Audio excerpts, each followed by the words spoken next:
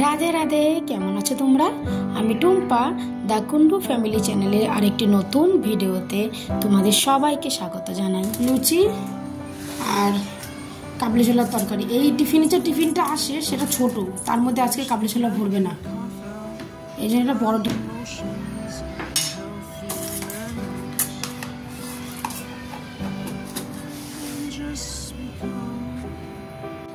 শোনা, তোর আজকে সোলো সং কম্পিটিশন না স্কুলে?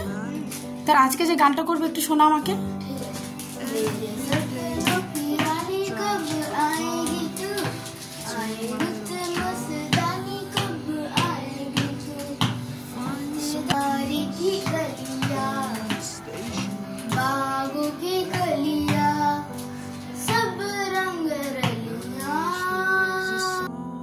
আজকে প্রিন্সদের স্কুলে সোলো সং কম্পিটিশন আছে, আর তাতেও পার্টিসিপেটও করেছে।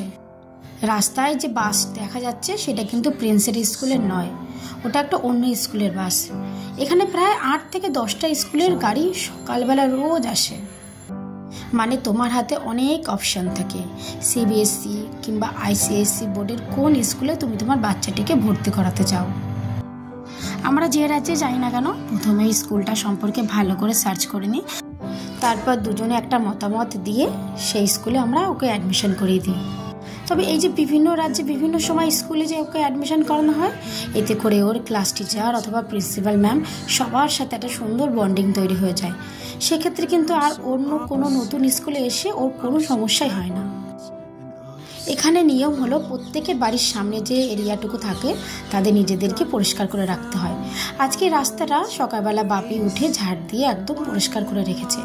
আর যেসব অন্য জায়গায় পরিষ্কার করা দেখছো, যাদের যাদের এরিয়া, তারা নিজেরাই সমস্তটা পরিষ্কার করে রাখে।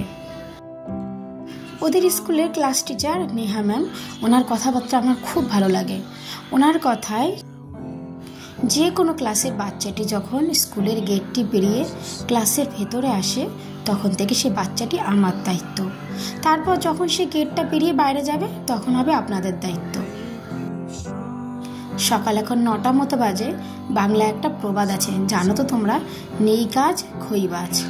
তবে আমার সাথে সেরকম হচ্ছে না, আমার কাজও আছে, তবে আমি খই ভাজছি না, আমি এখানে ভাজছি একটু মশলা। এখানে নিয়েছি আমি একটু ধনে, একটু জিরে, আর একটু শুকনো লঙ্কা, আর কিছু তেজপাতা। এগুলো বেশ হালকা করে একটু গরম করে নেব, তারপরে ঠান্ডা করে এগুলোকে মিক্সিতে গুঁড়িয়ে নেব। যখন একটু ডাল কিংবা একটু কুমড়োর তরকারি কিংবা হালকা কিছু তরকারি রান্না করি, তখন এই মশলাটা ওপর থেকে ছড়িয়ে দিলে দারুণ গন্ধ হয়, আর খেতেও খুব ভালো লাগে। আর এই যে শীতকাল পড়ে গেছে, সেই জন্য গোলমরিচও হালকা করে গরম করে নিচ্ছি। এগুলো মিক্সিতে পেস্ট করে নেব। শীতকালে দোকানে রকমারি সবজি আসে, আর সেগুলো লোভ সামলাতে না পেলে আমরা সবাই বাড়িতে নিয়ে আসি। তখন হয় সেগুলো রসিয়ে কষিয়ে রান্না। কিন্তু এই যে শীতকাল বলে আমরা বাইরে কম বেরাই, আমাদের একটু হাঁটাহাঁটিও কম হয়, এতে করে কিন্তু আমাদের সবারই গ্যাসের সমস্যা হয়। তাই প্রত্যেক তরকারিতে একটু তোমরাও যদি গোলমরিচের গুঁড়ো দিয়ে দাও, তাহলে এই গ্যাসের সমস্যাটা অনেক কম হবে। মশলাগুলোকে ঠান্ডা করে আমি মিক্সি করে নিয়েছি। এগুলো প্রায় আমার 15 দিন চলে যাবে। আর সকালবেলা যখন চা করি না, তখন আমি সেই চায়ের মধ্যে একটু গোলমরিচের গুঁড়ো দিয়ে দিই, তাতে করে ঠান্ডাতেও বেশ লাগে। আজকে রান্না করেছি এই কুমড়ো দিয়ে আর চিংড়িতে একটা তরকারি, আর এখানে আছে চিচিঙ্গা ভাজা, এখানে আছে মাছ। ওই যে আগের দিন যে মাছগুলো এনেছিলাম কাটছিলাম। এটা বাপির জন্য থালা গুছিয়েছি, যাই গিয়ে ওকে দিয়ে আসি। সময় এখন দুপুর 2টো। আজকে আমাদের একটা ওম্যান পার্টি আছে, কিট্টি পার্টিও বলতে পারো। সেখানে শুধুমাত্র আমরা লেডিসরাই যাব। ওম্যান পার্টিতে ড্রেস কোড ছিল আজকে শাড়ি। সময় আর সুযোগ এই দুটোই যদি থাকে আমার হাতে, তাহলে আমি শাড়ি পরাটাই প্রেফার করি।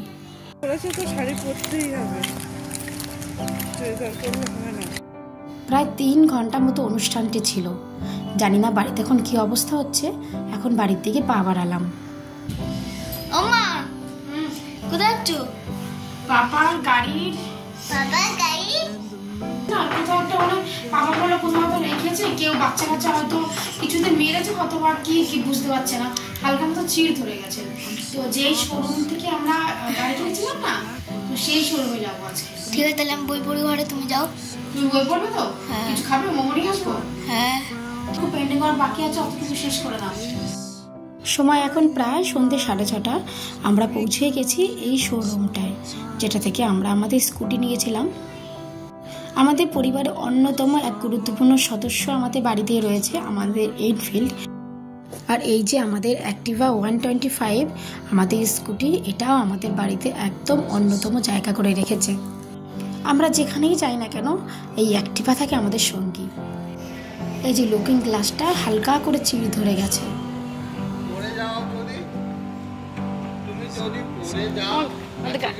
আমাদের গাড়িটা সুন্দর করে ভিডিও করি। কিন্তু আমার মনে হচ্ছে কাল যখন আমরা স্কেটিং শো কিনতে গেছিলাম, গাড়িটাকে তখন তো আমরা পার্কিংয়ে রাখি, তখন হয়তো কেউ ভুলবশত গাড়িটাকে ধাক্কা মেরে দিয়েছে, হয়তো সের জন্য লুকিং গ্লাসটা খারাপ হয়েছে। যদিও এর কারণ জানা নেই, কেউ বুঝতেই পারছি না যে কী করে হলো। আবার ওই যে দেখালাম সেদিন সিট কভারে যে একটা বিড়াল আঁচড় মেরে পুরো সিটটাকে নষ্ট করে দিয়েছে, সের জন্য একটা সিট কভারও পরাতে হবে। তাই দেখো গাড়িটাকে প্রথমে এই দাদা সিটটাকে খুলে নিচ্ছে। আমরা একটা কালো রঙের সিট কভার চয়েস করেছি। সত্যি যখন আমাদের একটা মনের জিনিস, একটা পছন্দের জিনিসের ক্ষতি হয়ে যায় তখন খুব খারাপ লাগে। এখন গাড়িটিকে দাদা ভালো করে ধুয়ে নিচ্ছে, ধুয়ে একদম পরিষ্কার করে দেবে। আমি দেখেছি বাড়িতে গেলে আমাদের এনফিল্ডেরও যদি একটুখানিও ক্ষতি হয়, বাপির সঙ্গে সঙ্গে সেটাকে রিপেয়ার করায়। বাপি গাড়ি যেমন ভালোবাসে তেমন খুব যত্নেও রাখে। এই গাড়িটা আমরা এখানেই কিনেছি, প্রায় এই রাজস্থানে আসার পরপরই, তাও প্রায় 5 মাস হবে। তবে এখনও পর্যন্ত গাড়িটাকে কিন্তু আমাদের দোকানে নিয়ে আসতে হয়নি, তবে আজকে এই লুকিং গ্লাসটা আর সিট কভারটার জন্যই আসতে হলো।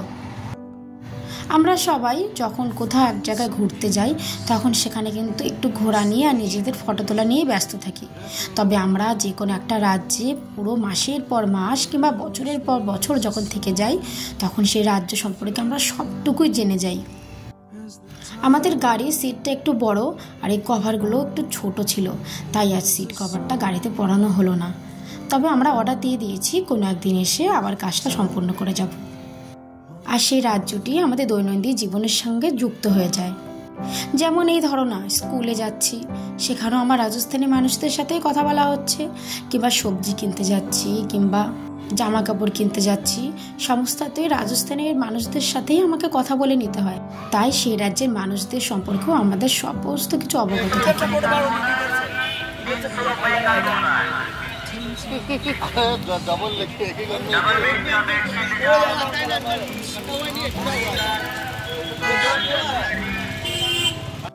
ঠিক রাস্তার ওপাশেও একটা দাদা গাড়িতে করে এইভাবে বিছনা চাদর বিক্রি করছে।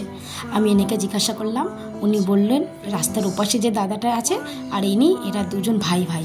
আর একদিন ভিডিওতে দেখিয়েছিলাম এইভাবে এরা চাদর বিক্রি করে, তখন তো বাপি নিতেই চাইছিল না। আজকে আমি জোর জবরদস্তি নিয়ে আসলাম। যতই বড় দোকান কিংবা শপিং মলতে জামা কাপড় কিনি না কেন, যখন দেখি না রাস্তার পাশে এইভাবে খোলা জায়গা জামা কাপড় বিক্রি করে, আমার কিন্তু নিতে ভীষণ ভালো লাগে। অনেক বিছনা চাদর ছিল, কিন্তু কোনটা নেব বুঝে উঠতেই পারছিলাম না। শেষমেশ এই সাদা রঙের বিছনা চাদরটি আমরা নিলাম। কোয়ালিটি অতটা ভালো হবে না, তবে ডাইনিং হলে ভাবছি পেতে রাখবো, কারণ ডাইনিং হলটা তো শুধুমাত্র বসার জন্যই ব্যবহার করা হয়। প্রায় 9টা মতো বেজে গেছে। ওই যে গাড়ির গ্যারেজের দোকানে বসেছিলাম, ওখানেই প্রচুর সময় নষ্ট হয়ে গেছে।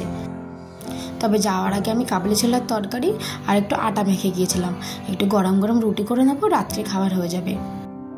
রাত্রে কোথাও যাওয়ার আগে আমি খাবারটা তৈরি করে যাই, কারণ বাড়িতে এসে আর ইচ্ছা করে না রান্নাঘরে ঢুকতে।